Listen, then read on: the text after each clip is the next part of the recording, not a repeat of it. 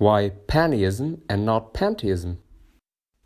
The history of Pantheism goes back more than 300 years.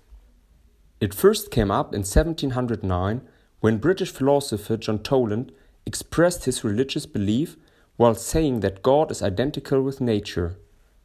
Some years before, Baruch Spinoza had similar ideas, which he described in his philosophy Spinozism. In his opinion, body and soul are separated and that there is a creational intelligence in the universe. The term Pantheism comes from the Greek word pan, which means everything, and theos, translated into English as God. While Pantheism grows its influence in the 19th century, it was more and more forgotten as it is today.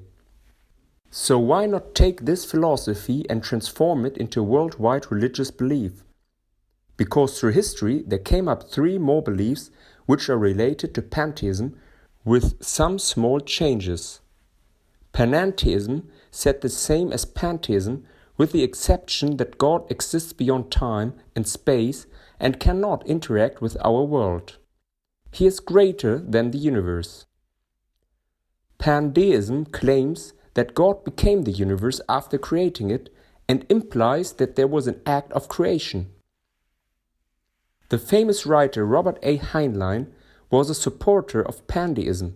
He said, God split himself into a myriad parts that he might have friends.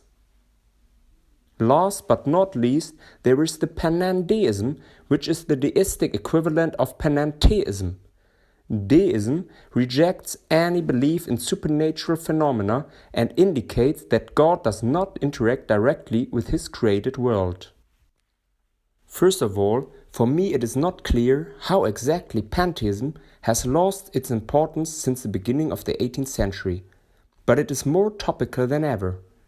Astrophysics points out that the traditional religions has become unrealistic and that there is a space for naturalistic-based religion in the 21st century. History has shown that for a spiritual belief, the worst thing which can happen is separation.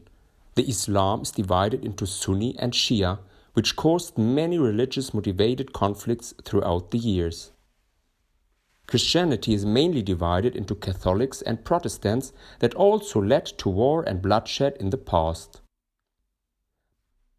So, while forming a new philosophical orientation which is in conformity with the modern science, it is unavoidable for Paneism to accept a wider range of individual beliefs, discuss the different theories in form of a discourse, and accept all the other opinions related to its subcategories.